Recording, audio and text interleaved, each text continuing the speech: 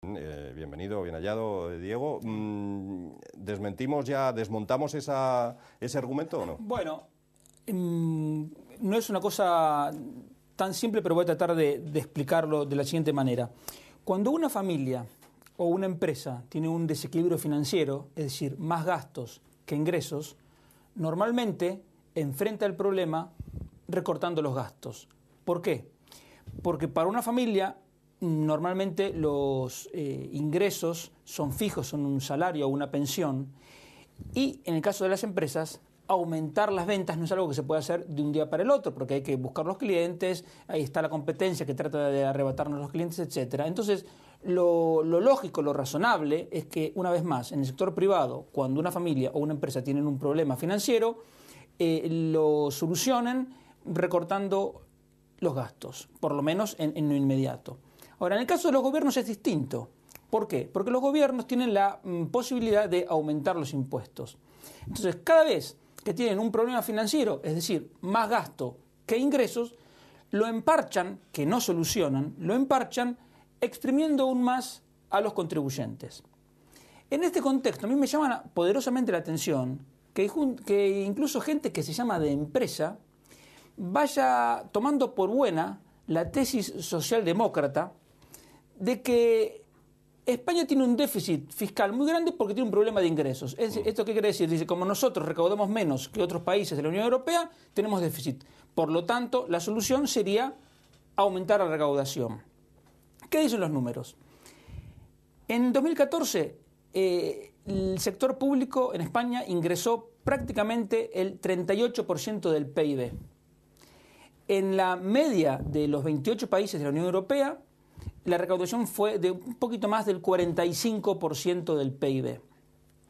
Entonces, que España se vaya hasta la media de la Unión Europea, ¿qué significa? Significaría aumentar los ingresos públicos hablando en números redondos, 80.000 millones de euros.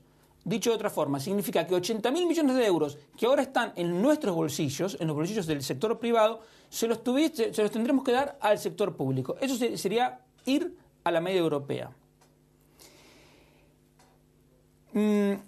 Ahora, la gran pregunta es, supongamos que estamos de acuerdo y que queremos hacer el esfuerzo para eliminar el déficit fiscal y le damos al gobierno esos 80.000 millones de euros. ¿Eso nos garantiza eliminar el déficit fiscal? De ninguna manera.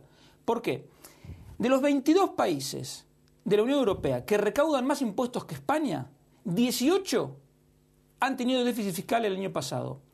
Y no precisamente déficit pequeños, porque de esos 18, 11 han tenido déficit de 3 o más por ciento del PBI. Un ejemplo claro.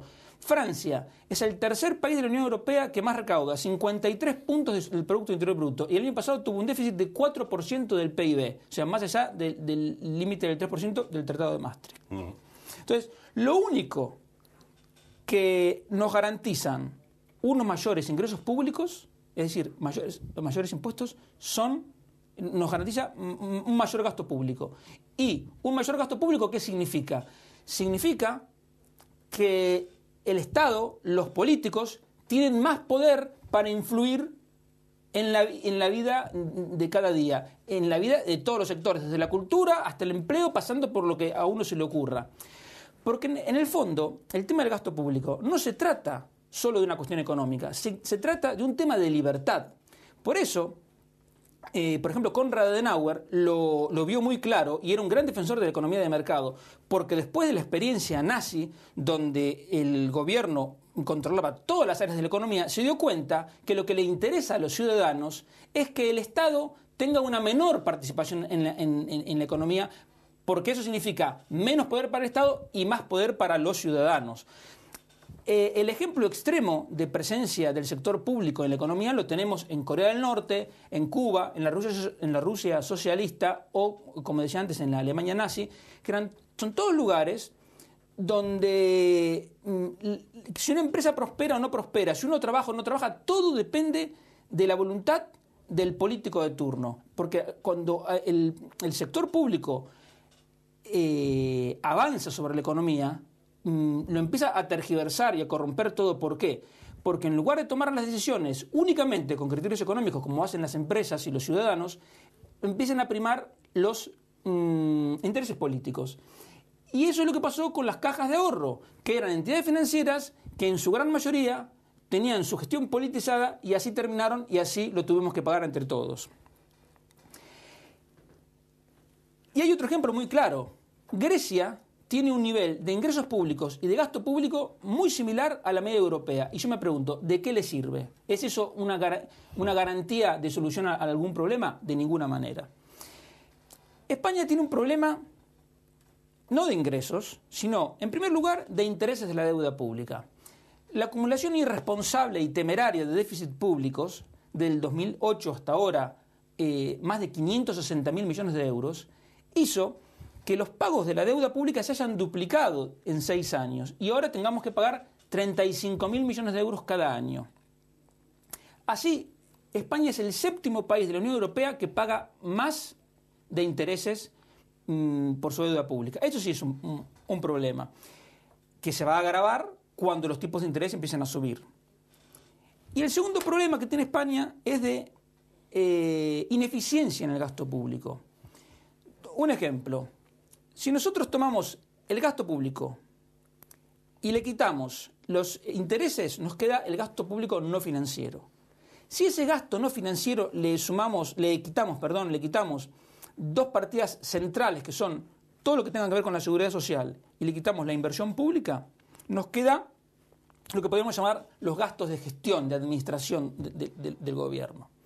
Bueno, España en ese gasto no financiero gasta un 57% en estos gastos de gestión, cuando, por ejemplo, Alemania y Holanda gastan el 50%, y Francia gasta el 45%, incluso Italia gasta el 52%.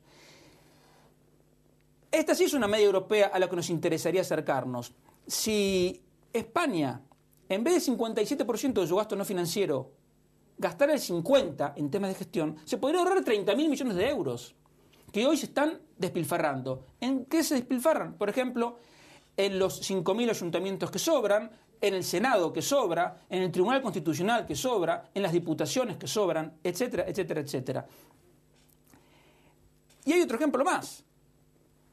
Por cada euro que España gasta en inversión pública, gasta más de 19 euros en otras partidas. En el resto de Europa, por cada euro que se gasta en inversión, se gastan menos de 15 en otras áreas. Entonces, esto nos muestra también que hay un problema de ineficiencia.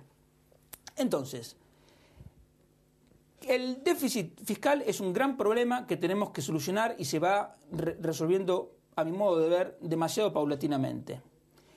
¿Que hay evasión? No hay ninguna duda. ¿Que hay que combatir la evasión? Sin ninguna duda hay que combatirla. Ahora, pensar que 80.000 millones de euros pueden salir de la evasión es una ingenuidad. Y pensar también que la solución al problema del déficit fiscal pasa por exprimir más al contribuyente cuando tenemos, con solo mirar los datos, varios ejemplos de ineficiencia en el gasto, me parece un error que no, al primero que perjudica es a los propios ciudadanos. Por tanto, una mejor gestión sería lo más importante, o ¿cómo haríamos que esos impuestos que pagamos, que no son tan bajos como tú dices, fueran más eficientes? Lo que tiene que hacer cualquier empresa o cualquier familia, que tienen que gestionar lo que tienen con la mayor eficiencia posible. Y en el sector público tenemos muchos casos de ineficiencia. ¿De qué manera se puede hacer más eficiente la gestión? Introduciendo competencia en todo donde se pueda. Por ejemplo, la medida que comentaba aquel otro día Ignacio Blanco del cheque escolar, es decir, darle a padre, que el Estado le dé a cada padre un cheque para que con él pague la educación, sea en un colegio público, en un privado, en un concertado, obligaría a que incluso las escuelas públicas tuvieran que competir entre sí para captar alumnos.